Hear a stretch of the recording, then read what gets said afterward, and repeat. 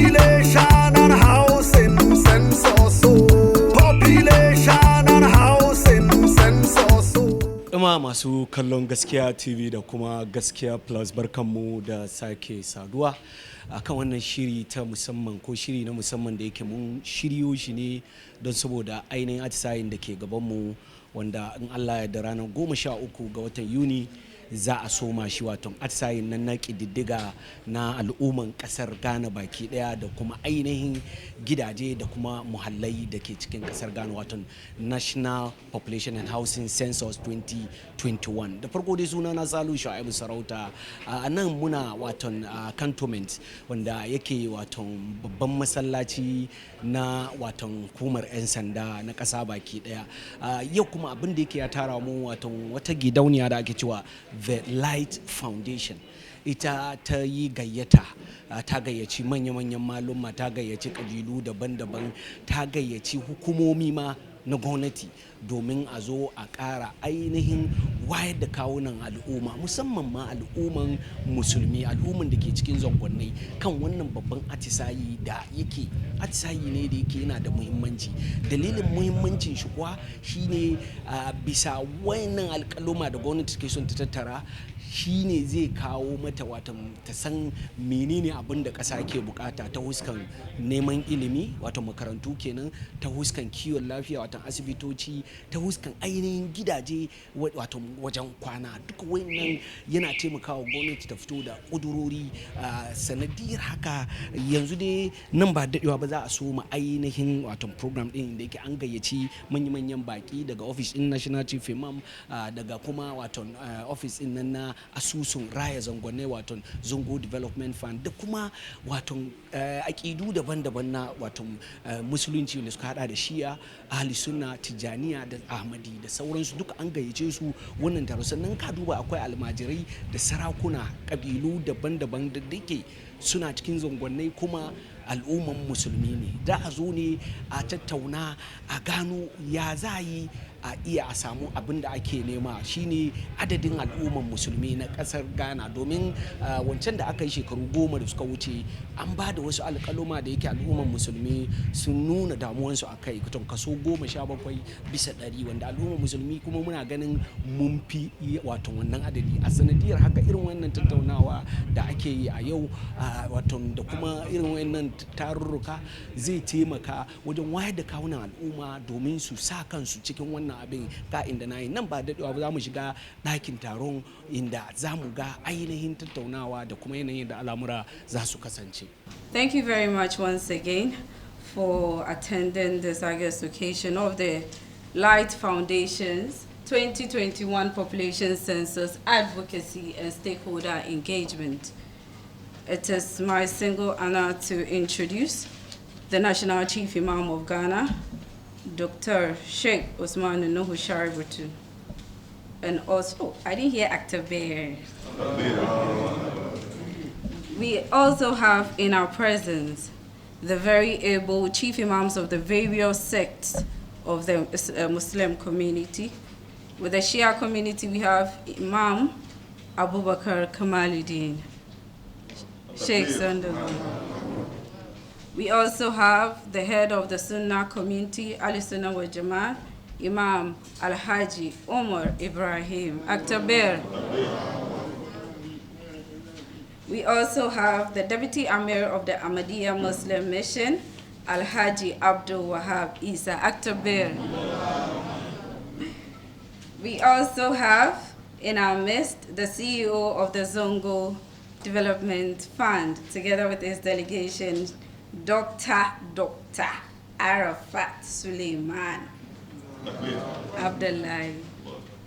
We also have the spokesperson of the National Chief Imam, who is one of my personal slaves because I'm a Fulani woman, Sheikh Armiya Shaibu Atabir.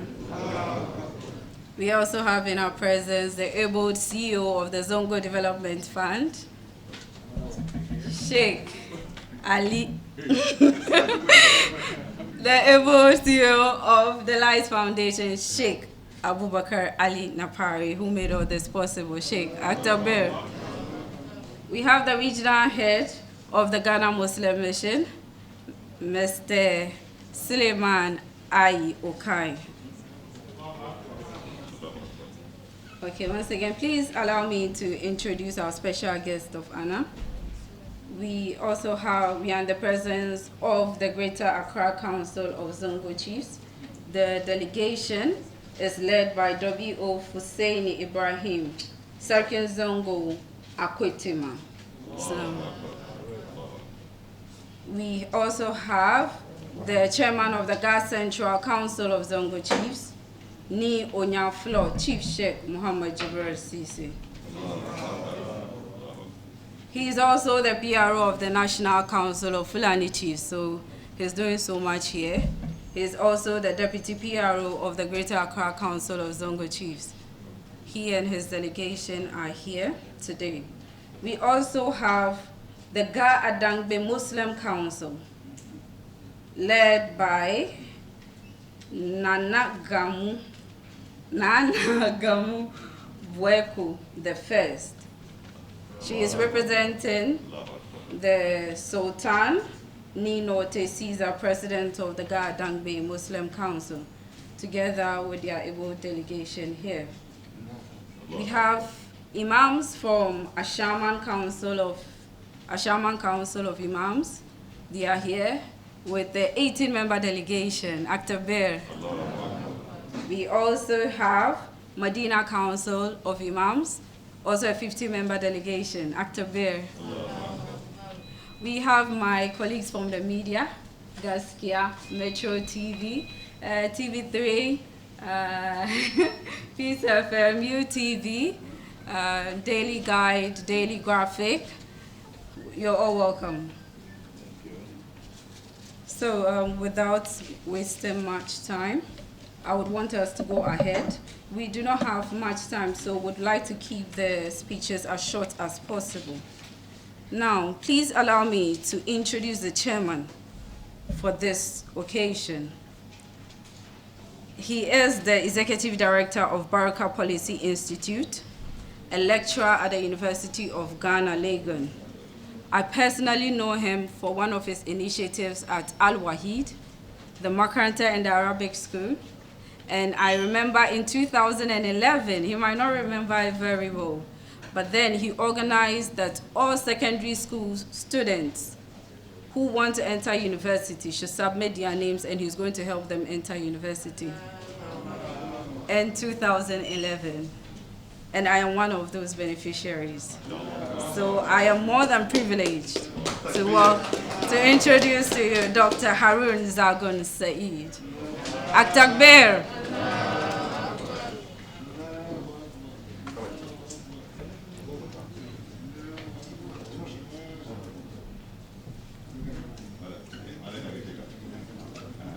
So now we'll have the welcome address by Mr. Adnan Mustafa. He is the Monitoring and Evaluation Manager for the Light Foundation. Actor Bear. Mr. Chairman, His Eminence, the National Chief Imam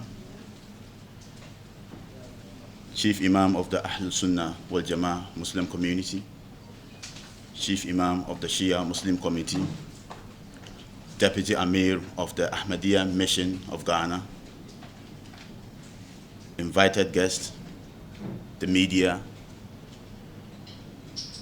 CEO of the Zongo Development Fund, all protocols observed.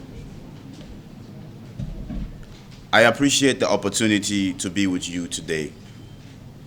On behalf of the CEO of the Light Foundation, Sheikh Ali Napari, I'd like to begin by applauding the National Chief Imam, leadership of the various Islamic sects, Muslim caucus in Parliament, and the entire Ummah for choosing dialogue in the wake of recent reports of discrimination against Muslim students in some second cycle institutions. This approach has the potential to diffuse the long-held misconception that Muslims resort to violence to communicate their grievances. Mr. Chairman, The Light Foundation is a faith-based, non-governmental organization established in the year 2005. Throughout its 16 years of existence, under 4 key thematic areas: WASH, Child Protection and Support Program, Interfaith and Peace Promoting Program, and Advocacy and Policy Influencing, the Foundation has effectively collaborated with the Government of Ghana and other relevant institutions and stakeholders to promote peace, religious tolerance, and sustainable development. As we are all aware, Mr. Chairman, the Ghana Statistical Service is about to conduct a very important exercise known as the Population and Housing Census. This year's census will be the 6th to be carried out by the government since independence. The previous censuses were undertaken in 1960, 1970, 1984, and 2010, I beg your pardon.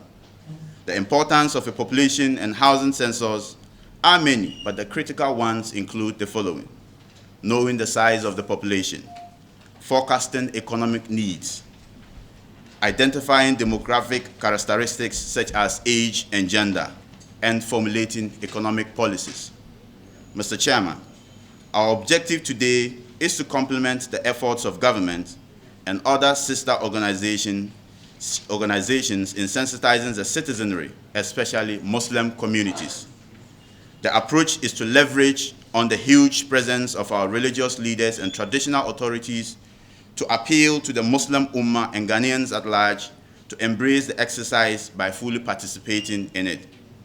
This initiative has been necessitated by the outcome of previous censuses in which Muslims have alluded to being assigned inaccurate representation. Our interactions in Muslim communities have also revealed that many Muslims have hitherto not taken the exercise seriously. We want to use this forum to fervently appeal to the Muslim Ummah and all citizens of Ghana to be conscious of the importance of the population and housing census and its impact on policy formulation. We equally call on them to give accurate information to the officials when they visit. Furthermore, we call on the Ghana Statistical Service to ensure that those recruited for this important exercise have the requisite training for the job, including the possession of intermediate knowledge of the spoken languages of assigned communities. This, we believe, will enhance communication between officials and community members and subsequently facilitate the overall success of the exercise. Mr. Chairman, distinguished guests, ladies and gentlemen, on behalf of the entire team at the Light Foundation, I wish to formally welcome you to the 2021 Population and Housing Census Advocacy and Stakeholder Engagement. Thank you very much. Assalamu alaikum. We would like to take a prayer from the National Chief Imam before we get into the main event. واجعل اجتماعنا بالرحمة وافتراكنا بالمغفرة والإثم وخاتمتنا بالسعادة والإيمان الرشادة وارزقنا التقوى فإنه خير زاد.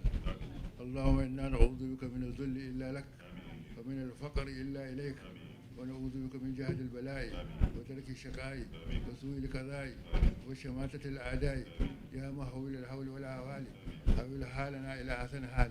اللهم يا كثير النوال ويا خالق جميع الأفعال وفقنا لنية الخير في جميع الأقوال والأفعال. اللهم سلمنا وسلم ديننا ولا تسلب وقت الذي إيماننا ولا تسلط علينا من لا يخافك ولا يرحمنا وارزقنا خير الدنيا والآخرة إنك على كل شيء قدير. اللهم اجعل بلدنا غانا بلدا آمنا مطمئنا وسائر البلدان وآمنا في أوطاننا ولا تفتنا.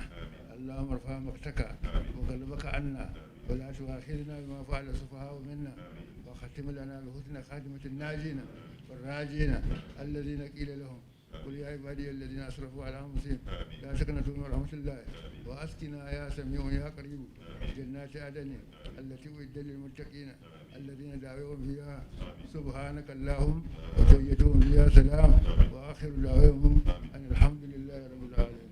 سبحان ربك رب العزة عما يصفون وسلام على المرسلين والحمد لله رب العالمين. So we will now have the acceptance speech of the chairmanship by Dr. Harun Zagon Said. Alhamdulillah Rabbil Alameen, wa salatu wa salam ala Rasulullah wa ala alihi wa sahbihi ajma'in wa ba'd. Assalamu alaikum wa rahmatullahi ta'ala wa barakatuh.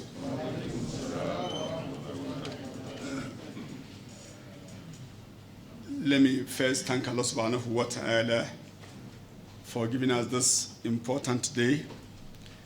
A day we have seen all our leaders here to make a statement on this national assignment, the population and housing census.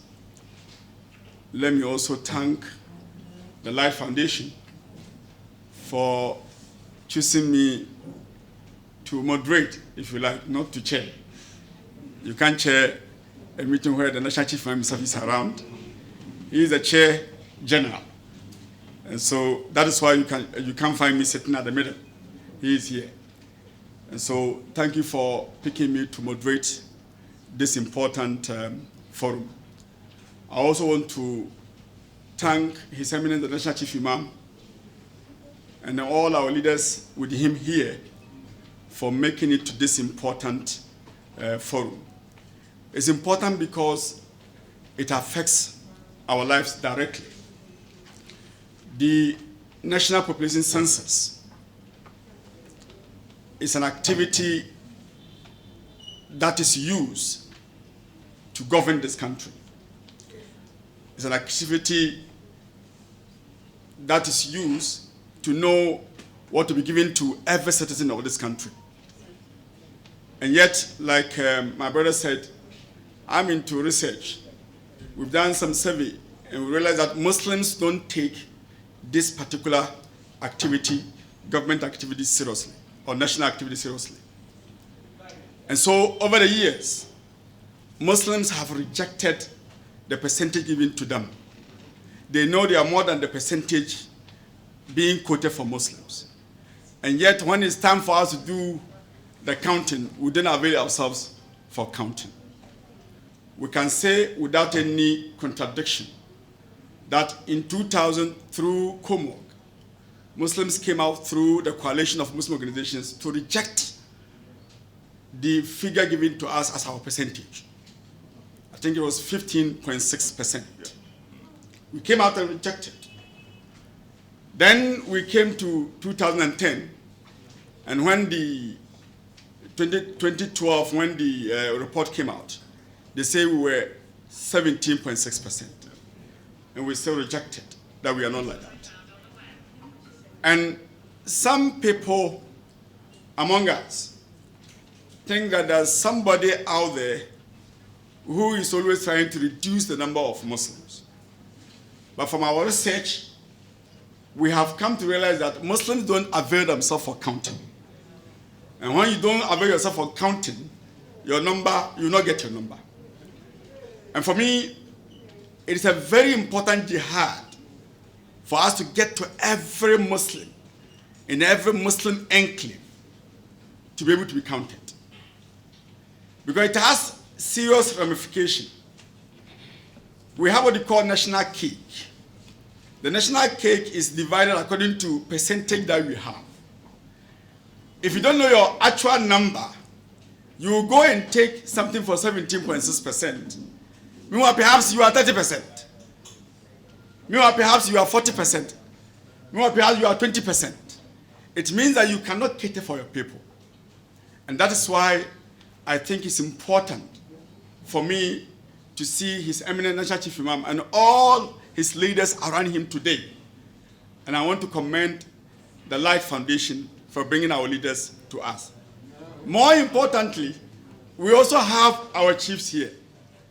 Chiefs are those who command the Jama'ah.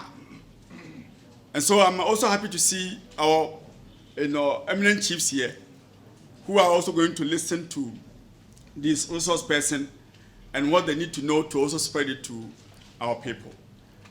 I think that I have many things to say because I've gone around because of this population census across the country. Even yesterday we had a program here meeting Muslim leaders across the country. Just let them know the importance of this national exercise. And I think that Muslim leaders must be the front runners in getting the message across. We have already spent much time, and I wouldn't want to spend much of the time anymore.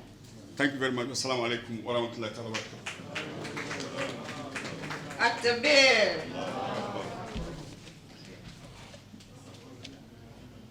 We would like to acknowledge the presence of the chairman of the Ghana Hajj Board, Sheikh I.C. Kwe. Aktabir. We have a message from the CEO of the Light Foundation, Sheikh Abubakar Ali Napari. Aktabir.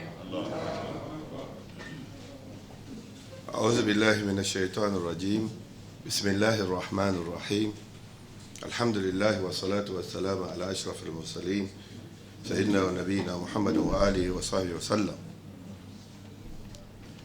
His Eminence, the National Chief Imam, my grandfather,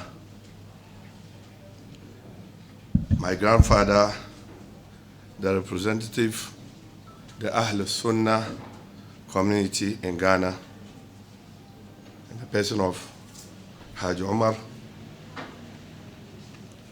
the Shia representative, the Ahmadi representative, all our chiefs, all our distinguished guests, media, ladies and gentlemen, I welcome you all to this important forum. And my message, I'm leaving out the important personality, which is our Al-Hajj Sadat, the CEO of the Zango Fund. My message, I base my message in the Holy Quran, which Allah tells us as Muslims, وَاعْتَصِمُوا بِحَبْلِ اللَّهِ جَمِيعًا وَلَا تَفَرَّقُوا. I have no any word to add to this word.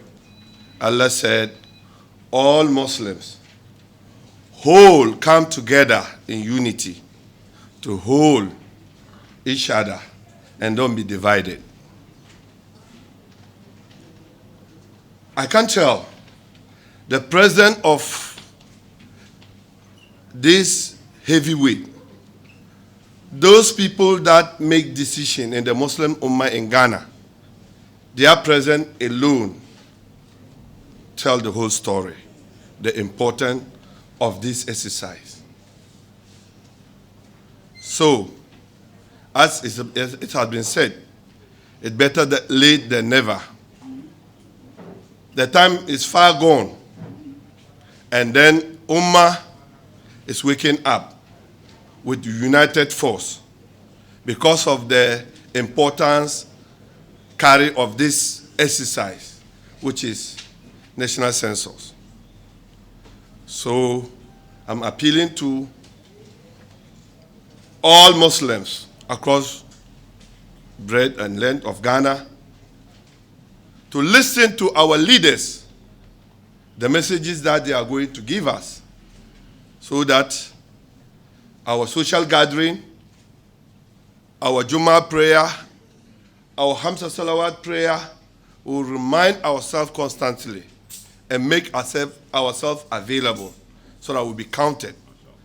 And by doing so, I can say without fear of contradiction, Muslim population is going to be triple or more for what we've been hearing over the years.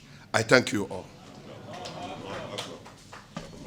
Before I go any further, I want to acknowledge the presence of the youth and women's wing of the Ghana Muslim Mission who are here. You're welcome. Also, the youth of Ukaiman Muslim youth, thank you, they are here. The youth of Ansar Islam, thank you very much. And we also have information that Komok has distributed some pamphlets and flyers containing the information of the 2021 population and housing census. Active bill for them. Thank you very much. At the end of the program, you'll be receiving the flyers and leaflets.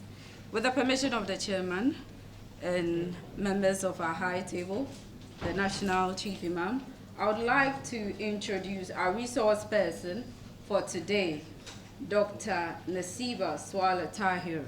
She is in charge of the training for all officials undertaking the population census. They will be coming to your homes, and as a trainer, she would be telling us what to expect from the officials when they come. She will be speaking in Hausa so that everyone can understand here. Thank you very much. Dr. Nasiba. أعوذ بالله من الشيطان الرجيم. الحمد لله والصلاة والسلام على رسول الله. I thank you very much for this privilege. Iyaye na da sarakai da imamai ina neman izini da tofa albarkan baki na cikin taruwan da aka hada muna. Ku yi hankuri abin da kenan ne kamar yanda aka introduce cikin nan zuwa kamar 1 week from bai ma kai 1 week ba 13th za mu fara kidayen gidajen, from 13th za mu fara zuwa gidajen kowa mu kidaya gidajen, sannan kuma from 28th she mu kuma dawo kuma ya so a kidaya mutanen da ke cikin gidajen. Na san wani ya tambaya to ina kidaya kuma da gidaje.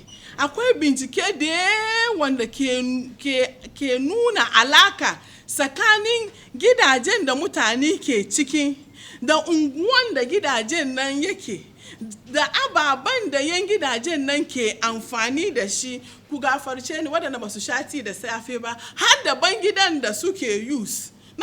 Na gwagwada muku questions na so ku gane abin da nake faɗa. Har da ban gidan da suke use da inda madafansu yake duka in an hahada ana iya a duba karfin mai shi kan economic value, economic status mai shi, tattalin arzikin mai shi. Bayan wannan kuma ana duban wannan a duba good health nka yanda kiwon lafiyanka, sannan ana dokan a project wani irin cututtuka za su iya su zama matsala inda kake, saboda inda kake kawai ya so a iya a shirya Ministry of Health ne, Ghana Health Service ne, ko kuwa klinikin man da ke unguwanka. Inda mun san kamar misali kun da kuke unguwanga ruwan da kuke dibawa kuna zuwa diba wani rafin da ke wucewa, tankan kun yi predisposed to wasu waterborne disease. Shi yasa ya kamata kowane lokaci a make sure kamar maganin da za a magance waɗannan cuta yana available wuri wannan hospital ku. More important than waɗanda ke amfani da ruwan pompi direct cikin gidansu, ba suna zuwa su dibo wannan ruwa ba. Kun ga har da waɗanga kananan abubuwa duka ina tanya a yi projection domin lafiyanmu. Sannan kuma Allah ya kiyaye in wani matsala ya zo shi a san yanda za a tafiyar da lamarin domin a magance shi da wuri-wuri. Bari mu ba ku misalin coronavirus sun gama kawai. In dai da mun samani kamar mu 30 million ne, da maybe kasa on real facts on the ground mun fi haka. In an zo aka ce wai za a zo a kawo magani a yi ma kowa allura kan 30 million za a ce minister zai ce a kawo. Yanzu an fara da mun kai mun fi 40 million, wa za a yi ma allura, wa za a hana. Ba ya duba idon mutane kawai a ce wai domin kai fullan ka ja ba mu baka allura, kai ma yafinki green za a baka allura. Discrimination zai zo cikin kenan, and that will be a threat to the security of the country. ba mu san cikin mu gobe wane ne president ba. To shi yasa saboda wannan yasa wanga ya zama muna muhimmu kuma na kawo batun wane ne Ghanaian sannan wai aje wai ba ku bayani wani questions ke kan questionnaire da za mu zo mu tambaye ku. Na farko abin da ya zama muhimmu kuma ne household don an zo za tambaye ku wane ne ke cikin household ku. In an ce household ba waɗanda ke uba ka haife kawai su ne household ba, duk waɗanda ke karkashinka inda kai kake mallakan su duka, ko da ma ba iri daya kuke ba, ko da ma ba addinin ku daya ba, tun da dai suna karkashinka suna amfani da ababen da ke cikin dakinka, dwelling unit, ruwan, kusfan da abincin gidanka suke ci. Su ne household. Shi yasa inda wani diyankan da ka haife shi ya tuyi girma ya yi aure shi da matan shi na wani wuri, kai uban baka kida shi cikin household ka domin yanzu shi ma independent. Inda shi independent ne shi ma wasu na doka karkashin shi. Wannan ne household. Bayan wannan kuma ana iya samun household da zai fi daya cikin gida daya.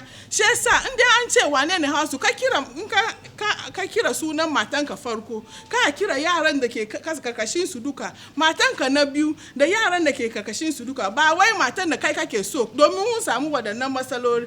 An tambaye shi an kashe Alhaji, are you sure there's no Hassana and her children? We want all. Ba ruwanmu da wanda kake so da wanda baka so. Muna son duka domin kidaya duka na cikin ababen da ke rage mu. Shi yasa matan shi fudu aka tambaye shi dai da safen ga wanda ta kwanta mai da hankali ne Hassana. Shi ya kira sunan Hassana da yaran kawai. Shi ya bar Fusenan da Kanden da sauran. You have statistically killed them for us, and we need all of them to add up to the population. Bayan wannan kan household na wanda kuma ya zama muhimmu ya kamata mu sani cikin tambayoyin nan ne religion. Na san kowa hankalin shi na kan wannan. Cikin tambayoyin ana so a sani religious affiliation, wani irin bauta ake yi cikin gari. Shi yasa in an tambaye ka akwai column, akwai Christian sun papasa nasu, Pentecostals na nan, Charismatic na nan, akwai ada inda ba sunan ka cikin duka kasa. Amma akwai for mu musulmai inda interest mu ne ke inda aka zana Islam. In aka tambaye ka menene religion ka, Islam. That's all. Baka need ka te kana ta narrate one of Islam. Ba papasa wurin wai Tijaniya, wai Ali Sunna, wai Shia, wai mu duka daya ne. Domin hannu guda bai ya daga gida, sai da hannu biyu. Wannan ne important. Shi yasa ko da ke da wani kuyin fada, shi dan wani sex akida daban ne. Kaka ce wai ba musulmi. In kai haka nan wallahi mun kawo kanmu cuta. Mun yi wasa ababen da nan lillisa mun kunga. In dai hankali mu bai zo kai da kyau ba. Mun yi wasa za zo a ba mu figures da ma yayi low. Yafi wanda muke fada da shi. Yayi very important. Religious affiliation Islam ba wani magana. Ko wani akida kake cikin kai musulmi ne ya kare. Bayan wannan kuma saboda yanzu ya zama computer assisted personal interviewing, ba wani shige cikin wani bai yi sai ya duba idonka ya cire wani information ba. Kana da hanya me shi ya zo ya tambaye ka, ka bari ya navigate backwards, ya koma baya, ya so ka duba abinda ka tun fadi, ka make sure kaman haka nan ne, ko kuwa ka je gaba. Kuma inde bayan ka je question 10, ka tuna kaman question 5 nan ba ansa da kyau ba, akwai hanya mai shi ya koma domin ya sake. Ina gan waɗannan ne ya zama muna important, household na, nationality na da religion. Na gode muku. There is one disturbing concern which has been brought to his attention, and probably a forum like this will require that we bring it ahead of the 2021 population census, he was visited by the head of the Ghana Statistical Service to indicate to him the plan and the preparation towards the current ongoing, the yet to be started population census.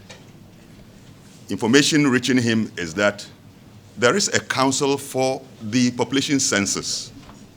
On that council, the Muslim community is not represented.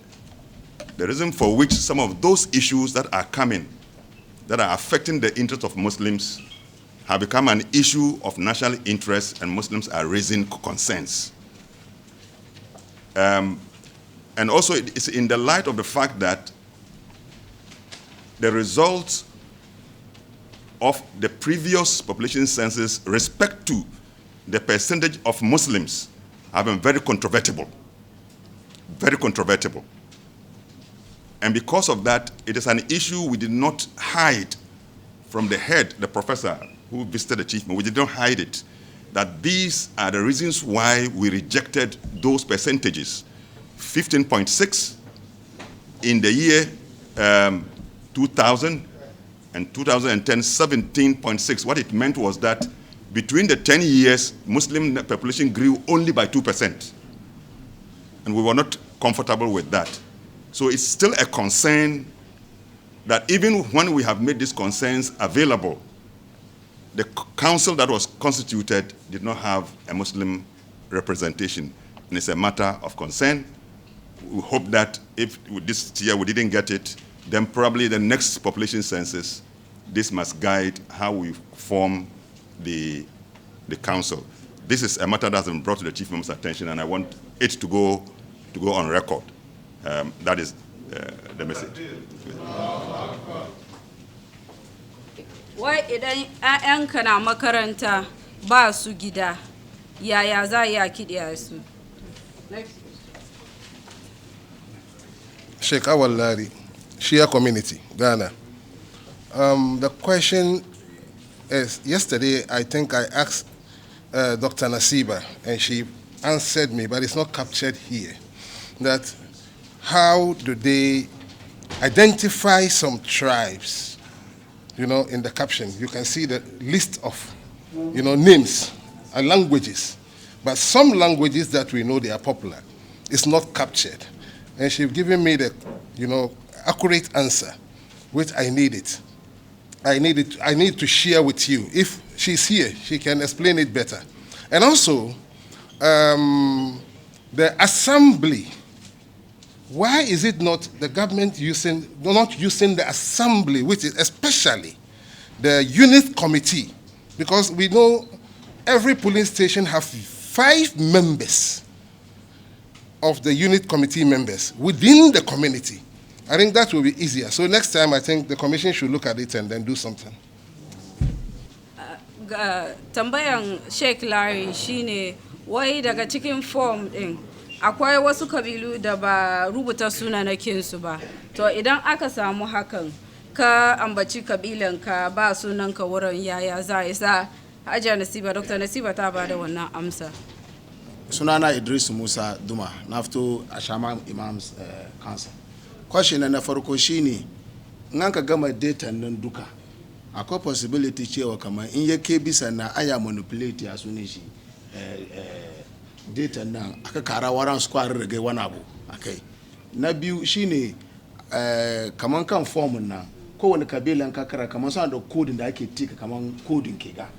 To cikin kadan da na gani Zabarma, Fulani, Gawo, ban gani wurin da code number su da an ka tika maka code su ba. Yasa wannan ni zabar mai ne ko gagawo ne ya zan yi code nan. Yanzu ni question da nake son tambaya ne shine mu sarakai fadan mukan samu baki su zo suna tare da mu wata 6 shekara tukuna su yi tafiya su tafi wato in lokacin kiɗa ga kai an kiɗaya su ko ba kiɗaya su muke so mu sani yanzu. Bismillah wa salatu wa salam ala rasulillah. To ni tambaya na ne a Shama na fito tambaya na ne na ji yarwa ta yi muna bayani cewa in an zo kidayan an gaya muna questions da za a tambaye ka. She ta nuna cewa wanda zai maka tambayan inda bai yi maka ba, ko da ma ka tuna kaman an sanda na bayar namba kaza bai yi daidai ba zan koma in gyara. To wanda idon shi ke gani kenan, wanda abin da aka rubuta ba zai iya karanta ba, ya za a yi? Tambaya na kenan. Magana na biyu kuma, ina muna sosai da shugabanninmu duka kenan game da batun da zuyar ruwa ta yi magana. Nan ba mu zo mu nuna akidunmu ba ne, mun zo ne da suna guda musulunci. Isa mu yi hankuri game da batun musulunci na muka saya nan, ka mu ce ni akida kaza na fito, mu yi hankuri. Karambani dai na kawo wannan, mu yi hankuri musulunci. Saboda malaminmu ya ja muna aya, ya ce mai Allah na cewa tasmu bi hablillahi jami'an wala tafarraku. Mu yi hankuri mu rike wannan. Allah ya taimake mu. Assalamu alaikum. Sunana Abdurrahman Samba Dambaki, Galadiman Sarkin Fulani Greater Accra. To akwai wani yare ko iri biyu cikin Ghana suna face discrimination ya fi kowa. Fulani da bazabar mai ya zorin national ID ko me ake yi, to shi ke kawo ya zorin kidiyawa, shi ga mai shi ya fushi daga gida je bai yi. Ya damu yi Fulana wanda aka haife su Ghana da kakanni su da aka haife su Ghana, yau mun fita cikin wanga discrimination. Yan kuri na ji ne gonga magana. Ni ne dan wanko Mala Ahmad Ladan, Deputy Imam Madina. Dan wa yayi magana kaman mutum ke sa information kan computer, shi kuma ne zai juya abin da ya gan dama, kuma ana ci gaba ne. Yana mini wannan shine farkon zaman mu ka musulmai in wani abu ya zo gari. Allah saka ma organization da suka yi wanga alkhairi. Yana min kamar mun yi voters ID card, yiyan ganda ya wuce ga ba an baka copy of information ka. Shin bai yiwa next in za yi wannan mun kuma mu kai information kamar kowane household aka kidaya she a bashi copy of information da ya bayar, saboda kada wani ya shiga ya juya abu. Ni tambaya nake. Assalamu alaikum. Sunana Sa'adatu Muktar.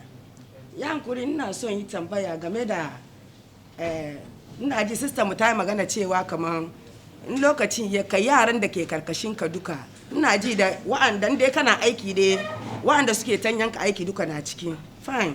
In ya kai lokacin da maybe ranar da aka zo yaran na tare da ni, she aka kidaye su duka aka kara.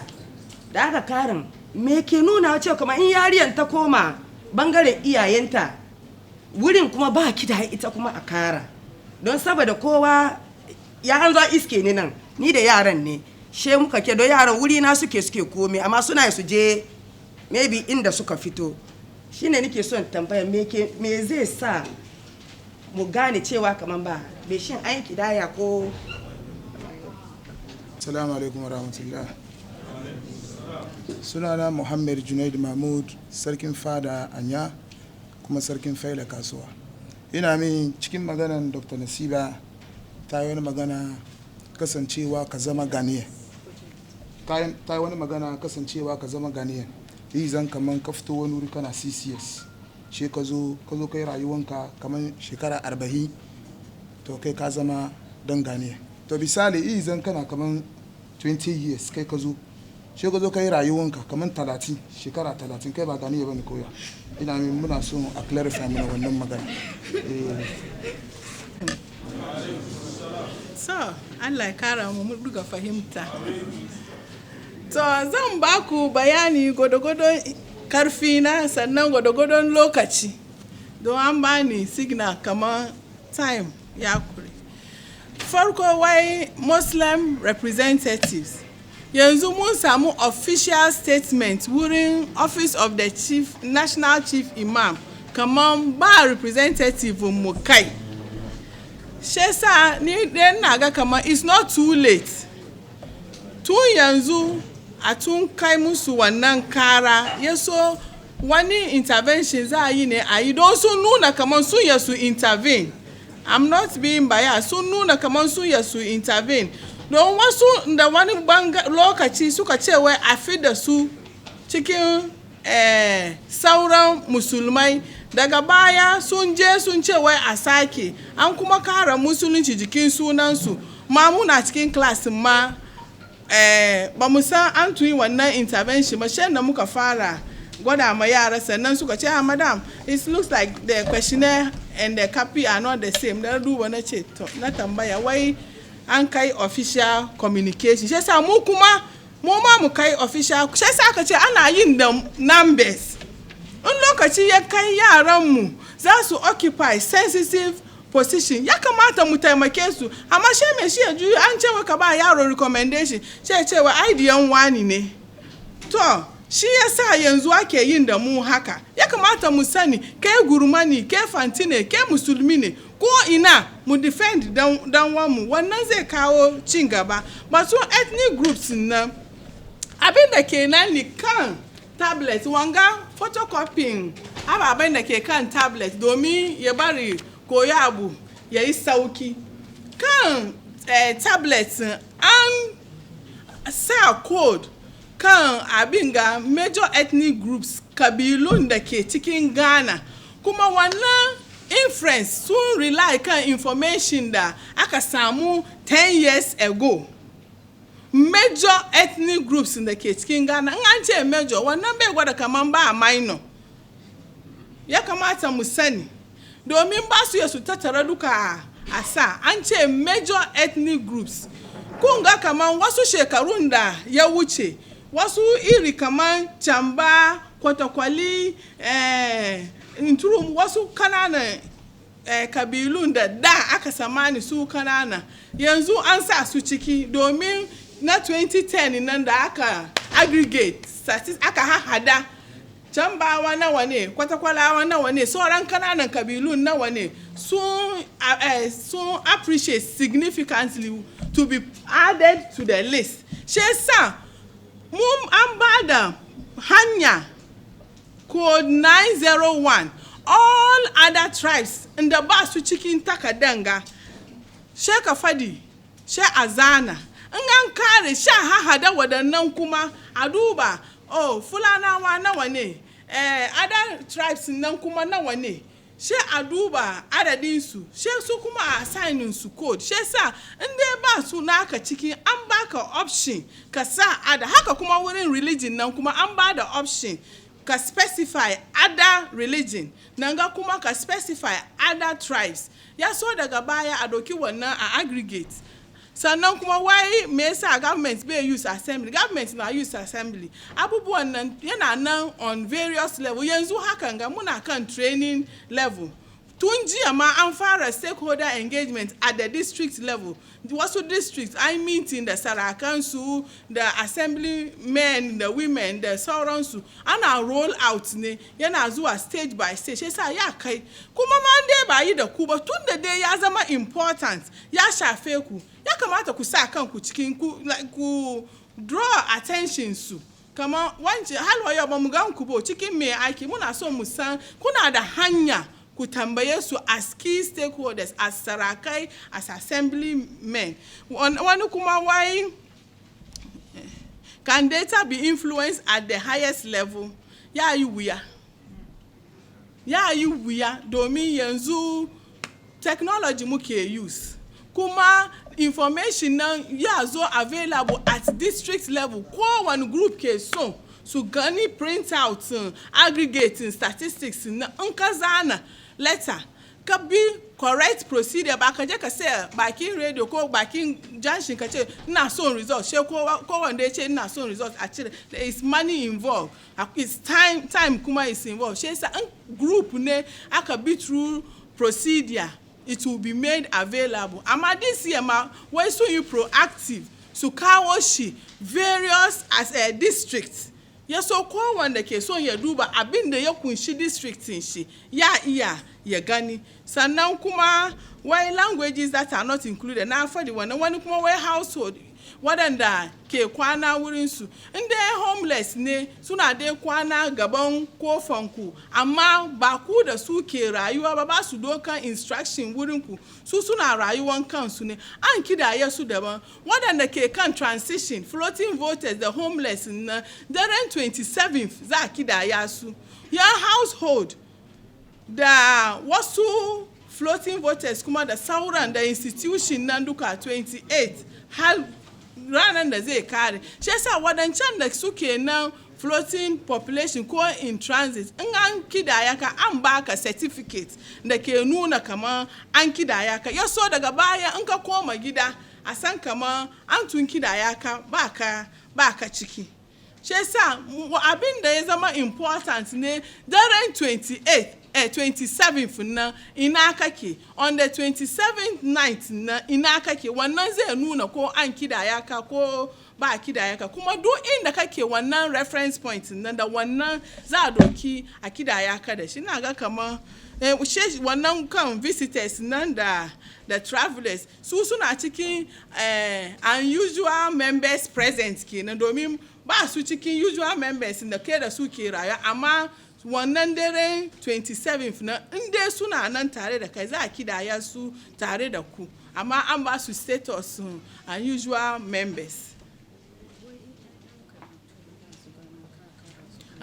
Batun immigration waɗanda ke turai duka inda ba wai sun komo wannan daren 27th na ba kidaya su amma cikin householdinsu an tambaya batunsu an tambaya ina suka ce wani gari suka ce domin a samu information kan immigration musan suwa ke tafiya me ke sa suke tafiya in sun te kuma shekaru nawa suke yin wurin amma in ke boga ne ka komo daren 27 kana ganan ga an kidaya ka in ke yaran da kuma ke cikin boarding house su an kidaya su cikin school su amma waɗanda ke de za a kidaya su gida kai da kake aikinka na sa kana kwana wurin amma kana komo gida kana rayuwa gida an kidaya ka gida amma kai da wurin aikinka aka baka gida ko wurin kwana wurin kake rayuwa kai da matanka da yaranka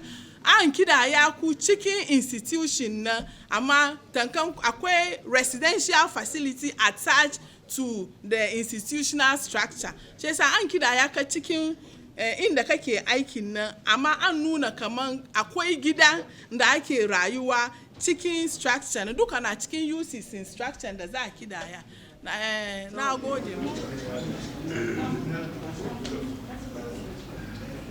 kowa mu zama kamar jiki guda.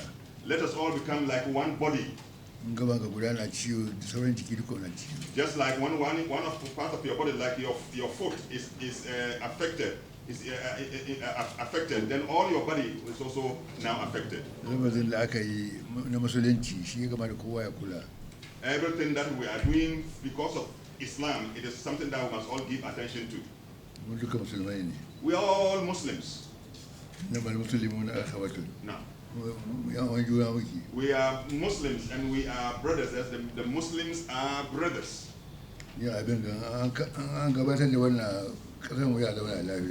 If we are able to do this well and get our figures very well, our country will be in peace. It will also bring us together. It will make us love one another. All our things will move in an orderly manner. I'm praying that this access that we are undertaking, may Allah help us to succeed. May Allah increase the peace of our country. Whatever policy and step undertaken by government intended to promote our welfare and well-being, may the government be successful. Whatever they introduce by way of law and policy intended to promote our own well-being, may it be successful.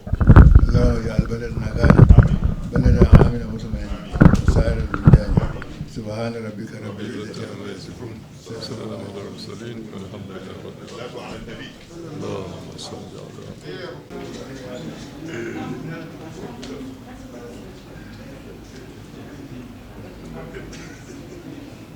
السلام عليكم ورحمة الله تعالى وبركاته.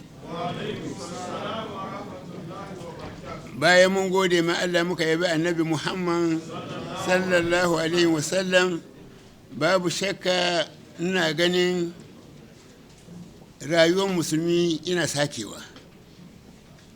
Ina ganin abin da ake cewa ci gaba na fara ganin shi. Allah ya sa ya ci gaba haka nan.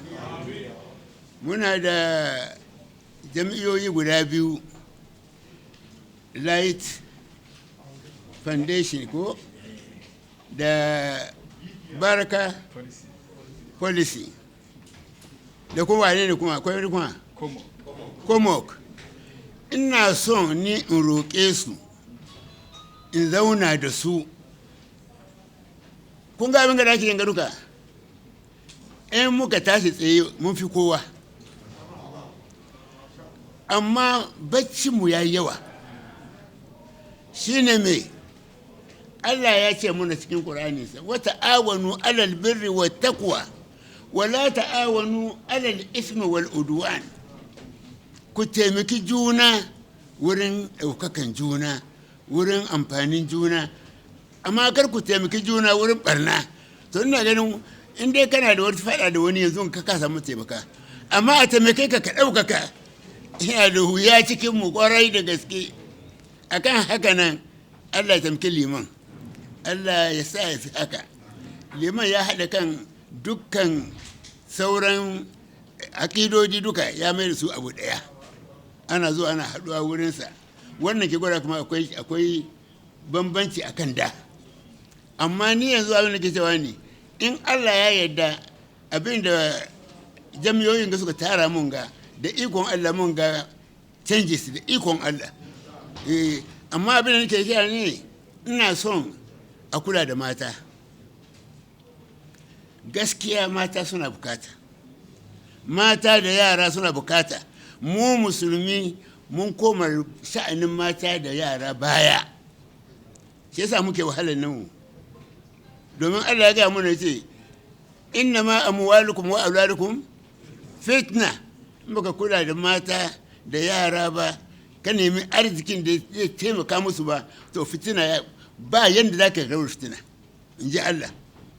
Shi yasa kokarin da muke son al'umma su yi yanzu shine a kula da mata ƙananansu da manyansu, sa'ilin a kuna da yara, mu duba ya zama mu shirya kanmu, mu ma nan gaba mu shirya komai, kuma muna shawara da juna. Annabi Muhammad shine manzo, Allah ya ce mashi wa shawurhum fil amr. Sannan Allah ya ce mana wai mu duka baki da mu musulmi, wa amruhum shura bainahum. Ba mu da shi, kullum kowane zaman shi ne. In ba don wayan bayan Allah suka kira mu ba mu gamuwa har duniya ta shi. Allah kiyaye, Allah ya sa wannan irin harkan ga ya kara gaba, mu ci gaba da aiki. To ni ina son gaya muku, kamfani na yana son ya rushe. Na nemi rance na kasa, ko ina na bi har bank na je bank, suka ce wai gidajen da nike gina wannan, wai gidajen ba su da takarduna, sai sa bank ba su baka kuɗi. To sai sa ina son ga muku baki ɗaya nan hanya wanda ke da hanyar da za mu samu rance, ni na san da kuɗi yake. Sunan shi you too can build. May God bless you. Assalamu alaikum wa rahmatullahi.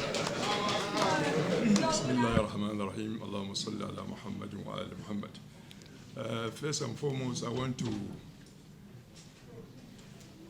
extend my greetings to the Light Foundation for the effort they are making to unite Muslims in Ghana. You know, the problem that we are facing, or that is confronting us as Muslims, is that we don't have a united forum that we address our issues. We are always waiting for others to come with an initiative for us to react. We are only reacting to events.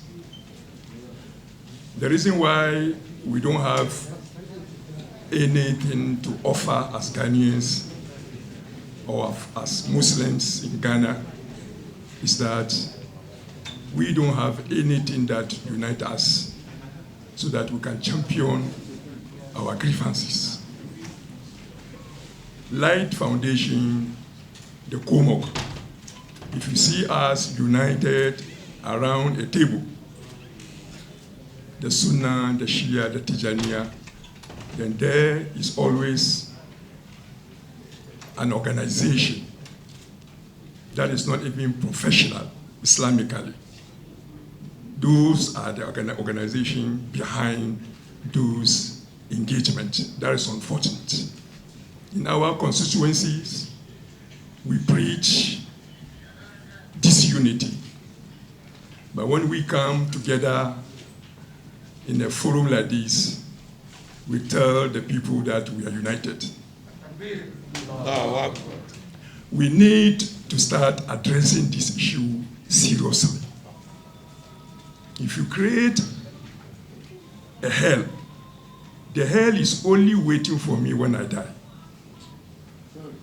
But if I am existing, the hell will not touch me.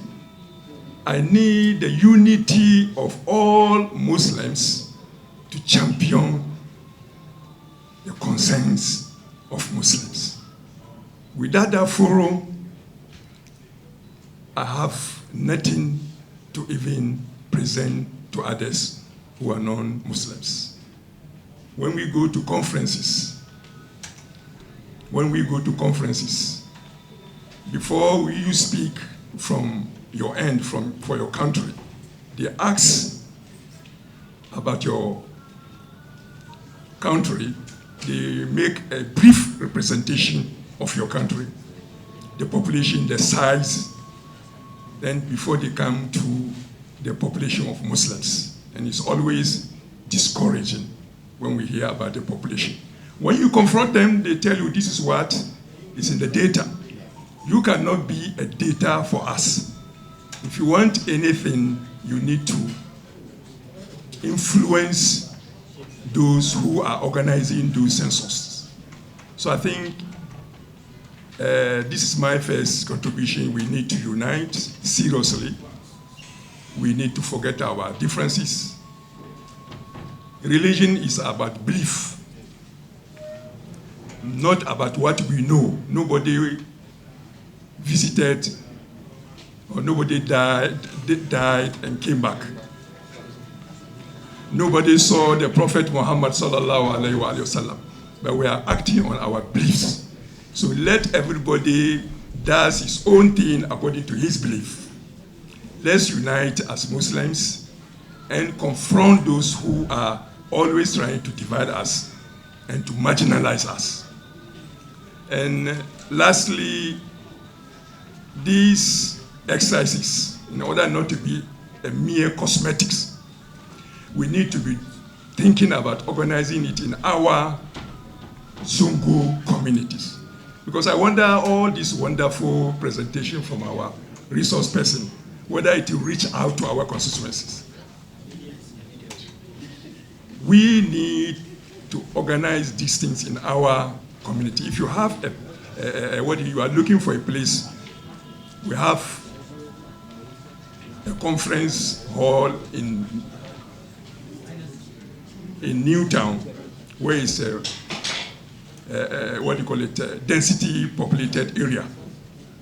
We can offer you for these exercises. And for those ulama who always use their platform to send people to hell, use this platform, please, this week to educate people to come together so that we can also be a force to reckon with in Ghana. Thank you very much. Allahu Akbar. Allahu Akbar. Allahu Akbar.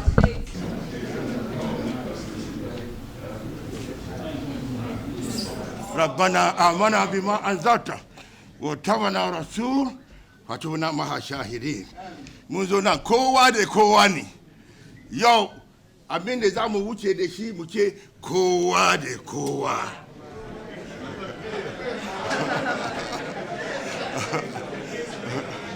Buduka Busulumini, Umufutana, Kowa de Kowa, he has no census, Kowa de Kowa, Azana Suna, Kowa de Kowa. Chiche na Kowa Kanamba. Domin Umuduba, I think that in 1991, Sheikh Ibrahim,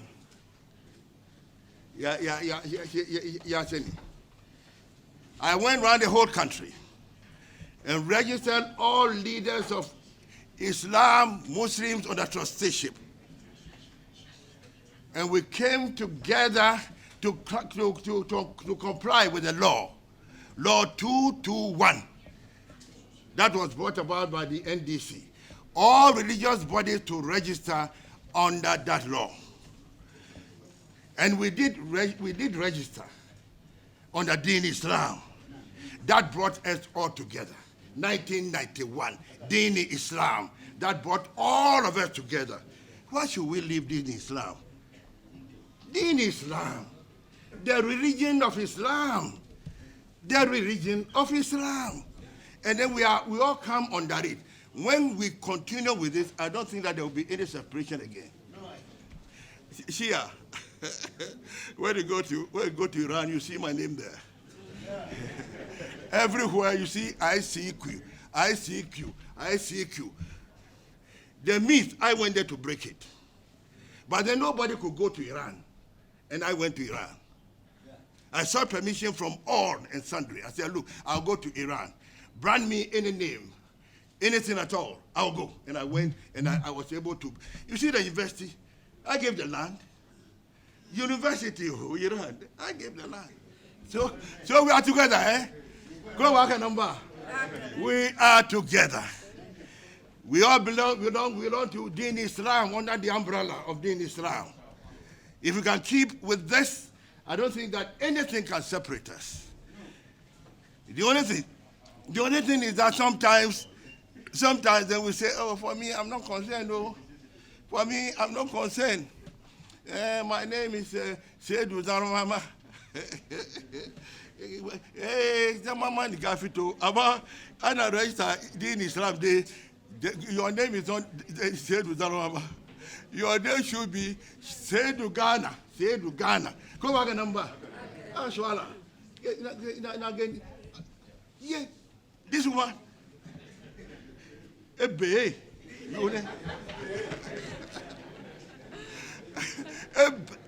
Ebe tomo tuona chini ake kuka mia ifutai. Okara kuka kaima. Oh, do I want you? I think that if all of us are going to work together, with all the speeches that we've heard, with all the questions and answers that have been given, I don't think that we shall have any problem at all. And then to quote Sheikh Ibrahim, hey, what ta'awanu ala biri wa taqwa, wa la ta'awanu ala ismi wa udwan. Support one another in righteousness and piety, but never support one in sin and rancor. If we can all come together, follow the truth, we shall be there. And our number will rise from 15 to 50-50. 50 Ghanaians, 50 Christians. Salam alaikum wa rahmatullah. Yeah. Chairman, Imams, Chiefs, Executives of Light Foundation, Komog, and the other one, Baraka.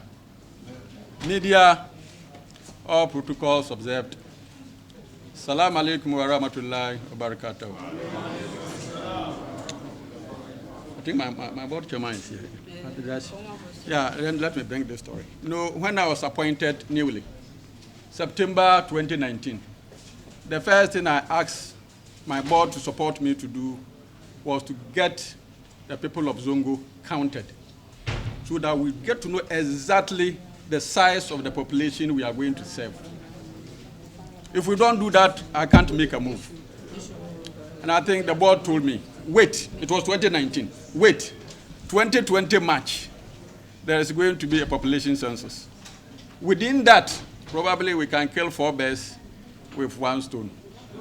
So if there is any group, any agency, or any government subsidiary that is waiting for this opportunity, it is the Zongo Development Fund. We need this information seriously. Dr. Nasiba, I'm not sure whether within the questionnaire you have a question that requires people to state, I live in a Zongo. I don't know if we don't have. If we don't have, please, going forward, try and get it for us. Or if there's any opportunity for us to factor in there, at least a question. Do you consider your place of abode as a Zongo? Yes, no. That will help us. And it will go a long way in helping us. And that is the reason why, because of this waiting, that's why I want to thank Light Foundation and all other organizations that have made this opportunity possible. We are grateful, and the stakeholders as well. Zongo Development, we want to assure you of our support, whatever it takes for this operation to be successful. Sheikh, I heard you were asking whether this information that we are absorbing here would get to the nitty-gritties of. Rest assured, permission from my board, we are going to embark on the Zongo to Zongo tour next week and the next, to make sure that we encourage our Zongo people to accept it. Yeah, so rest assured. Then I heard another speaker saying that Muslims sometimes have this aversion towards population census. Well, I would want to draw this analogy. And my sheikh is here. Sheikh Armiyawa was my ustaz, King Abdulaziz Madrasa, in the 80s. So I have my sheikh and my ustaz beside me. If I quote anything, I'm wrong. So support your child. Yeah, those who are familiar with the story of the birth of Anabi Isa, I think around that time, the king of the time, I think King Herod, issued a specific directive that everybody should be counted. You remember very well. So Maryam and the husband Yusuf, Maryam was then heavily pregnant with Anabi Isa. They were going back to their hometown to get counted. Check, is that the case? So, Maryam, we are talking about somebody, the whole Quran has dedicated a surah to her. She was going to get counted. How dare you, Ayuba or Majid? And Nabi Isa, for that matter, was counted. Yusuf was counted. There may be other stories of population census that probably may not be captured in the books. But with this example alone, you could see that it is an age-old phenomenon. And Muslims have no basis whatsoever to reject it. Let's embrace it in spirit, in prayer, in all whatever way we can to be part of it. No need to bore you, but listen to these small things. I mean, some projects done by Zongo Development. I'll ask a question after that. Since we came, with your permission, we have worked tirelessly to build schools, projects, that is water supply sources, places of convenience, and a lot more. AstroTurfs, we are leading in the country, 15. The projects are about 198. It goes on and on. But let me ask this question. On the surface, the figure sounds impressive, very huge. Probably if this population census ends and we get to know the number of Zongo people, you will see that all these things we are talking about, they are just drops in an ocean. Help us to get the right figure so that when we go to Koforidua Zongo and give 2 boreholes, we can't say, well, 2 is enough. We went to Asesewa, 2, everybody 2 to know. We need to know proportionally how we should share the projects that we intend to distribute. We can't get any popular or effective tool to do this until we have our numbers. If for nothing at all, Zongo Development Fund has given us Muslims, Zongo people, an identity. If for nothing at all. The basis of the fund is found in the Constitution. Forever and ever, Zongo Development Fund will stay. And one of the ingredients of identity is the weight. How big? How powerful? We need the numbers to support the identity so that together when we are going, we shout with confidence, we shout with vigor. We need your support, Magajies. We need your support, chiefs. We need your support, imams. Zongo Development is there. And whatever, I've said it. We will join, enter the nooks and crannies, and together we will get the right numbers. Support us to support you. It is the more reason why Zongo Development Fund was established. So this particular exercise is the one we cannot turn our back to, please. Going forward, probably, as I said, we would want to get a questionnaire that is more Zongo-friendly, Islam-friendly, so that the nitty-gritties will capture, or it will zoom in and capture those of us in Zongo communities. Doc, and that wonderful guy who was on the TV with you, is it Bamba? Where is he? Is he here? Oh, Bamba couldn't come, yes. Okay. Please bring this request to the notice of the powers that be. We need this information on the census questionnaire so that we will be appropriately captured, so that it wouldn't have to take us another resource for Zongo Development to go and say, well, now we are looking for Zongo people.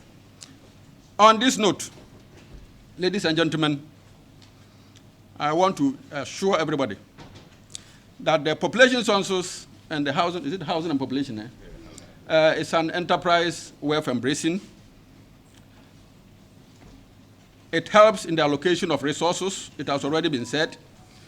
And to quote Sheikh Kowa, every Tom, Dick, and Harry should join, all hands on deck, and together we make it a successful event. And in the end of it all, we won't come back and be complaining about figures, percentages, ratios, and whatever. Thank you very much. Greetings again from Zongo Development. Chairman, all protocol observed. On behalf of all the Zongo chiefs in Ghana, I, the Deputy PRO of the Council of Zongo Chiefs, and also the PRO of the National Council of Fulani Chiefs, and also the chairman of the Ghana Central Council of Zongo Chiefs. But professionally, once a soldier, always a soldier. An international journalist.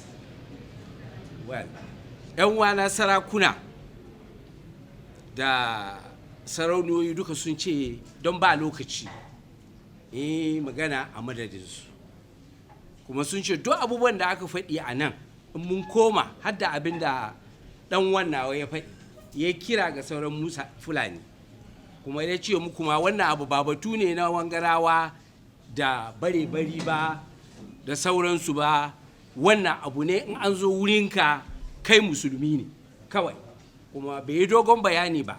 Ya ce in yace zai gaya muku wani tarihi an shiga wani gona daban, shi takaita muku, kuma shi misali da abokan wasa, don kun san bare-bari da wangarawa da sauransu wasan suna da ƙarfi.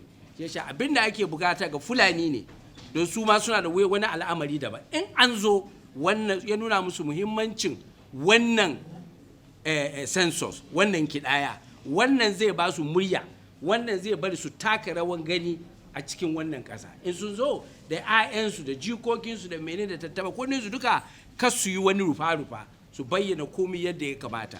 To kiran da yake nan ga al'umman mu Fulani.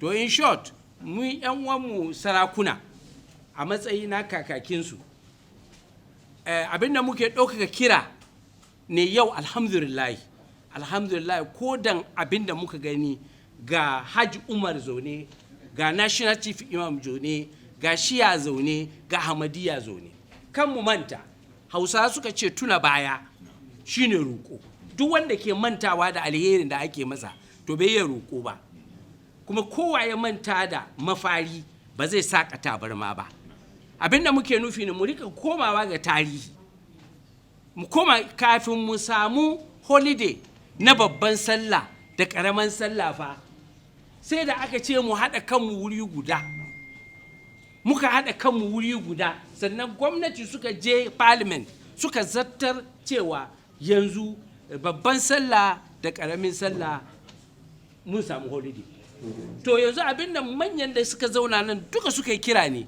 suna ƙara nuna muna muhimmancin haɗin kan mu ga nauni ba jiyau ba mu mun gani da idonmu gabanmu ne aka yi wannan abubuwa na wahabiyanci da tijjaniyanci gabanmu aka yi amma yau alhamdulillah duba irin zaman da ake yi ana ƙoƙarin a raya addinin musulunci to mu duka mu yi ƙoƙari a wannan kiɗaya da za a yi abin da ke da muhimmanci a wannan rana abin da sarakuna na suka ce in faɗi ne addininka ni musulmi ne ya ƙare addininka ni musulmi ne wannan zai taimaka mana mu kuma a ga mu musulmi in kamar chairman na zango development fund yana magana ya ce za su raba kaya zango sun san ga adadin yawan musulmi da ke wannan wuri in rijiyoyi ne in ba haya ne in wani abu ne za a kawo muku an san adadinku to sannan kuma shi shugaban wannan gidauniya da Light Foundation Sheikh Napari kai kuma Allah ya ƙara maka ya ƙara jin lizamin ka zuwa gaba Allah ya ƙara taimaka maka shugabanmu da ke zaune nan da suka ce kowa da kowa shine Sheikh Aisi Kwe da brother na Sheikh Usman Bari da dan wana Fulani da ke zaune bai ma gane ba ni na san shi fiye da yadda ya san ni shugaban Shiya Haji Umar da kuma wanda ke kusa da ni ban san yadda zan kwatanta shi ba to duka a madadin sarakuna sun ce Allah ya kai kowa gidansa lafiya a madadin dukanku sarakuna sun gaishe ku da wannan zuwa kuma Allah ya sa an sake kiran ku sake zuwa irin wannan shike zakallahu jama'a duka ne mun musulmai ya ba mu fahimci ma mu abin ga saboda mu ake yi domin mu ba mu taba yadda da namban da adadin nan ka ba mu ba mu taba yadda da adadin nan ka ba mu mun san mun fi haka kuma ko mu da kanmu mun yi abin mu da kanmu ba karba hanyar da za a karbi shine abin kan hanyar national population census ai lokaci ya kai ya da mu kai mu kowa na ji dadin siwon zongo development fund wai sun je kowane zongo ba mu gidan su kadai in kai sarki ne mai martaba kai sarki ne in kai imam ne ya ma inda kake duka a yi sada wannan sako a bai kowane musulmi ya fahimci kuma wanga ya yi very important na biyu ita resource person ta yi magana da dama amma abu biyu ke da muhimmanci sosai farko inda confusion yake ne batun kai ganiya ne ko kai ba ganiyan ba ne abin kuma bai gushi kai ganiyan ko bai kai ba ganiyan ba ne inda kana gane lokacin census night ya kamata ka da haka kuma wani bai tambayan ka kawo ka nuna kamar kai ganiyan tukuna zan sunan ka ba a wanda ba shi cikin wannan question wani bai da hanya ya ce ka nuna kai ganiyan tukun a zanen sunan ka wanga ba ya sunan shi registration na politics ba ne yasa ya kamata mu duka mu fito na biyu abin da ni ya dame ni sosai kuma ke da muhimmanci wuri na shine abin da Shegbari ya faɗi batu addini akwai wani question na kan shi P09 shi ke ta mai addini kuma doctor ta explain wurin da an ka aje Islam da kuma Ahmad ba wani tijani ko ahlus sunna ko bashi a ta manyan Ahmadiyya masu ce me yasa su ba su yadda an ce musu Ahmadi ba da suna so a kara su kan mu duka mu gaba daya amma an tun yi abin ko saboda wannan ne babban su ne zo nan ya fita domin za su yi su gabu da yan statistical service an kira shi su yi su abin ganga ko su ma cikin letters sun ce idan an tambaye mutanen su ce su Islam isa wannan ne ya kamata ko mini na da tambaye ka akwai shi already amma wuri addinin nan ko in ba tambaye ka tambaya ba ka tambaye ni addini na ba kuma idan me shi an ga me shi ya tik kada da hanya ka ga me shi ina son gani ko anti Islam ko ba take ba yana da muhimmanci sosai na yi aiki daga waye manyan ba su da problem da batun osa ba da yawa amma waɗanda ba su aiki waye da muke zaben su kamar teachers su je su muna aikin nan suke ba ta sunan waye sun je yare ta sa mayafi ta ce kamar ba ya da ta sa mayafi da yawa no kuma ba su aiki waye muna dokan su ne za a yi exams ne ake dokan su zai yi an samu wasu enumerators da suke kisha addini da suke kiyaye addinin mu su je kai ka ce Islam ne a pick wani daban wannan is natural wani yayi yasa ko bai muka ce mu ce muna son gani ko ba ka karbi machine hannun shi amma kana da hanya ka duba wanda da abin da ka fadi shi an ka te wanga message ya te kuma ni ma na yi imani cewa idan mu duka mun zana sunanakin mu adadin mu nan ya je bisa kuma adadin ya je bisa kuma an ba mu daraja Ghana kuma mun samu wani passport da za mu yi mu demand abin da muke bukata Ghana Allah ya taimake mu wanga ne shine karshen magana na kuma na gode ma Light Foundation da wanga ina zaman nan kai kuma manyan mu sosai imamai mu da sarakunan da suka zo saboda an nuna kamar wanga abin da muhimmanci sosai wannan ko da zuwan su nan ko da ba su yi magana ba it's a big statement to kowa kamar look abin da muhimmanci kowa musulmi ya saka shi ciki Allah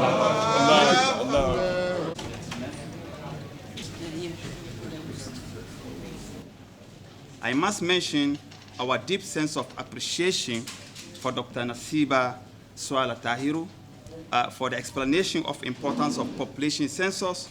She said, we here are stakeholders of interest. Further, we are grateful to our eminences, the imams, which my Sheikh Napari always refer them as the four heavyweights. We Muslims in Ghana are blessed having them with us. I also wish to express my gratitude to Honorable I.C. Kwe for providing encouragement words to the whole Muslims, who says, Kowa, the Kowa. I may like to express our sincere thanks to Dr. Arafat Suleiman Abdullah for giving an excellent speech. I am also very grateful to Professor Bari for admonishing Muslims to come together in everything we do. And we also would like to acknowledge our gratitude to the Council of our Chiefs who supported this program. We thank the entire Light Foundation team for this excellent event held. Let's continue to do gatherings like this for our social development. Our youth need our leaders. Our youth need the human development. Our youth are our future. Our chiefs are here. Our imams are here. With this, we will be everywhere and will be strong in Ghana. May Allah continue to bless all of you. May Allah continue to bless our leaders, our organization, our CEO. May Allah bless all of you. Long live all of us. Long live Ghana. Wassalamu alaikum wa rahmatullahi ta'ala wa barakatuh.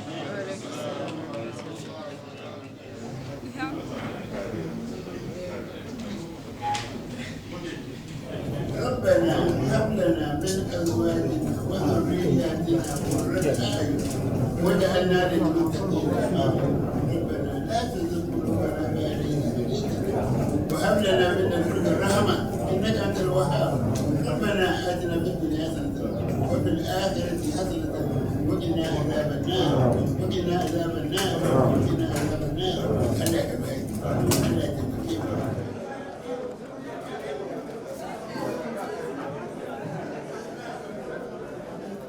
yanzu muna tare da ainihin sarkin zabarmawan Accra baki daya kuma shine president na council na waton zabarmawan kauce sarakunan zabarmawa na Ghana baki daya. Dan wana ne za mu zanta shi. Assalamu alaikum. Wa alaikum salam wa rahmatullahi wa barakatuh. Na'am, ranka ya daɗe tun jiya da ina jin mun haɗu nan mun yi taro yau kuma gashi nan kan zancen wannan ƙididdiga da ake shiri za yi. To amma babban abin tambaya na ga kodon lokaci cikin manganu sai ana ambaton Hausawa, Zabarmawa, Gawo zuwa Fulani mu ke samun matsaloli. A matsayinka na basarake na san ka damu. Menene abin da ya kamata mu yi kan wannan? Assalamu alaikum wa rahmatullahi ta'ala wa barakatuh. Ina sallama ga masu kallon wanga abu cikin wanga lokaci. Gaskiya abu ne da yake ya zama abin damuwa. Kasa wato shekara 10 zuwa shekara 10 ana kidiya mutanen da ke cikin kasa. Ni na samu na gane wanga abu shekara 10 da ya wuce shine 2010. Akwai lokacin da za a yi wannan abun wasu yara mu na ciki suka fito da takarda suka gani wato daga sama an zana indigenous shaka zana migrated shi aka ga Hausa, Fulani, Zabarma etc. So they migrated from somewhere. So turanci ne ni ban gane ma'anan wannan ba. Aka yi consultation tunda an yi an specify wani shi indigenous ne. Shi kai aka ce kai migrated ne kenan kai ka fito wani wuri ne ka zo. Now abu ne mai damuwa kwarai da gaske. Amma yanzu akwai wani abun da ya yi nauyi ya fi shi wannan abin gandan duka da muke shi ne batun akidan batun musuluncinmu. Batun musuluncinmu kowane lokaci ana samun karancin jama'a namu. Don haka na shi wanga abin batun kabilanci da menene duka mu aje mu te da batun musulunci ya so mu cimma gurin wannan abin amma tunda akwai ofisin da ake wannan abin dole za mu same su mu ma irin namu complain ko magana da muke da shi ma mu aje musu a yi yanda ya kamata. Abin da ya kusa kai amfani da wannan daman masu kallon mu kan gaskiya Zabarmawa da 'yan Nijar da ke Nijar da wanda ke nan cikin gida. Ka gaya musu saƙonka cikin 30 seconds. Alhamdulillah al irgima kan igwanda harkan ne inga gba imate kan ti kabuyan igau kabu jama kan go labora asin da ni o yauno wani o labu izino jama no ne go kabu ba ni o gane izino ni go tarai isini kabu hanni o gana izino ni go tarai isini kabu hanni o manti gana izino ni go gana egini kabu to wone mo no igi chabukan asalamai dimma no igi bai mudu na hanni gune ni fongu borkan ma ni fongu tanfo ine ko chiofo kan go university secondary school ine amsme how bora fata ne wai halifo sai no irkan si ba irno gane wai irno gane wai matane gina sai igba imtiar kan no irgba wozni sai irgba emir kabu assalamai maga imdi assalamai dimma kan gono sai bora kulum yadda im furo yi windora im kabu wone mante kuno tontoni no ageri tontoni aza wa salam. Mun gode Sarki Musa Yahaya Yandu kenan shine president na Council of Zabarma Chiefs kuma sarkin Zabarmawa kenan na Greater Accra kuka ji yayi magana. Mun gode Sarki. Yanzu muna tare da Deputy Amir na Ahmadiyya Muslim Mission da ke kasar Ghana baki daya za mu zanta da shi mun same shi cikin wannan taro za mu ji abin da yake zai faɗi. Shi da kanshi ya ambaci sunan shi. Salamu alaikum. Wa alaikum salam wa rahmatullahi ta'ala wa barakatu. Sunani Alhaj Abdul Wahab Isa. Ni ne Naib Amir 2 da Ahmadiyya Muslim Mission Ghana. Farko dai census da ke gaban mu is a very important exercise da muka san yana da muhimmanci. A matsayin ku na Ahmadiyya Muslim da yake ya kuka doki wannan census? Census serious matter ne. Annabi Muhammad sallallahu alaihi wasallam ya ce issues da ana bada cikin batun national matters su part of addininmu ne don shi muna doki serious matter amma akwai abu ana yi census na kaman mu Ahmadiyya da other Muslims mu yi different ne a'a yanzu mun je statistical services mun bari an gani kaman ba wani differences cikin Islam don shi Muslims duka an count mu kaman umma guda ne don shi abinda za su yi kenan in Allah ya yarda. Na'am, kaman some 2-3 days ago kaman kun ma fito da wani press release menene ya kawo kuka yi wannan press release na ba na already na gaya maku kaman ana yi shi da farko da za su yi shi kaman mun yi different ne amma press release na mun doki wannan release muna gaya ma kowa kaman Muslims umma guda ne kare a separate ko sectin ga da sectin ga don shi wannan press release shine mun doki muna communicate wannan abu ma kowa da kowa. So on the 28th al'umman Ahmadi da ke kallon Gaskiya TV at this moment ko kuma Gaskiya Plus wani message da aka ba su in sun je da rubuta sunansu me kake so in an tambaye su religion me kamata su faɗa? In an tambaye su religion Islam ne ba wani religion different ma musulmai sai dai Islam ni religion nan mu ko ke kana cikin Ahmadiyya ko Tijaniya ko Ahlus Sunna mu duka Muslims ne don shi in sun zo ka gaya musu kaman ke Muslim ne kuma ba muna communicate musu kowa ya zo gaba account mu in ba haka ba an ce kaman mu Muslims cikin Ghana gaba mu yi yawa ba Allah da kanshi ya ce cikin Al-Qur'an ya increase numbers ku blessings shi guda kenan don shi yayi kamata kowa ya zo gaba ya ce ni Muslim ni a record kamar ni Muslim in akwai wani cikin gidanku kamar ya je hanya ko abu yayi kamata kar ku mance batun shi yayi kamata ku listin shi account because wurin da ya je na ba counting shi wajen don shi yayi kamata ku kawo sunan shi da other details a sa cikin abin ganna. Deputy Amir mun gode. Ba godiya. Mun gode, thank you. Na gode. Na'am, kaman yadda na faɗa ainihin wanda ya hasasa wannan taro shugaban The Light Foundation yana nan Sheikh na fare za mu zanta shi. Assalamu alaikum. Alaikum assalam wa rahmatullahi wa barakatuh. Na'am, Sheikh yau ka yi gayyata kuma an zo ka iya ka gaya mana makasudin da yasa The Light Foundation kuka shirya wannan taro. Alhamdulillah abin da yasa shine wannan exercise da za a yi batun a kidaye mutane da gidagen yana da muhimmancin kwarai amma su dewa ba mu falkawa da sauri shi an yi an kare a ba mu adadi shi muna gadama da adadin da aka ba mu shi muka ga cewa kaman abin kamin a fara ya kamata a tashi mafalkar da juna kowa ya gane muhimmanci a fito gaskiya irin nan da hukuma yake bamun na yana sa muna koma baya ka duba rukunin hajji haka rukuni ne cikin rukunonin addinin musulunci saudi embassy suna ba da mutane ibada abin kota bezo da wannan adadin da ake ba da kasa shi sa kullum a ce mu 17% wace 15% sha ba mu wannan shi ka ga mu da yawa ba a samu a te haji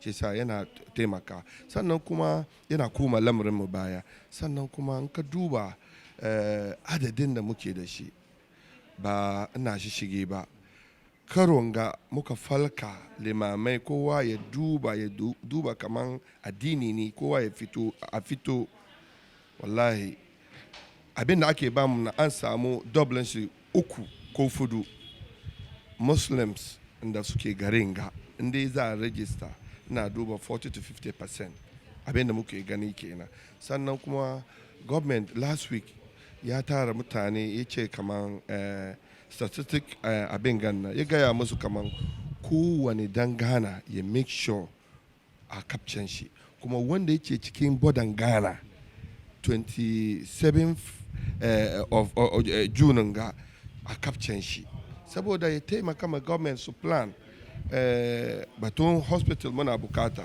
batun road muna bukata, sannan kuma yawa wallahi daraja ne.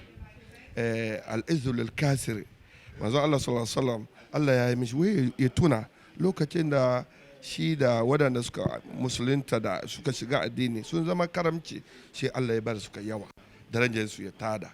Shi yasa abin ga yana da muhimmanci kowane musulmi ya make sure ya fito, sarakunmu, manyanmu, limamanmu, ya kowane zaure cikin suna wajen aure duk wurin da taron musulmai ya yi kamata al'umma a tashi. Shi yasa abin da yasa muka fito kamar yau kan da ka gani, ina gani masu fadi aji a cikin muslim community kowa ya zo saboda muhimmancin abin, kuma abin da yasa muka gayyace su kenan, kuma mun gode ma Allah kowa ya ansa an zo a yi magana, kuma maganan na Allah yasa ya je nisa, kar kowane musulmi a ganan ga a yi ba tare da shi ba. Mun gode Sheikh na fari, yanzu dai ake shirin somawa, in aka soma insha Allah mun gani bukatan ka ya biya na wannan gayyata da Allah ya tabbatar.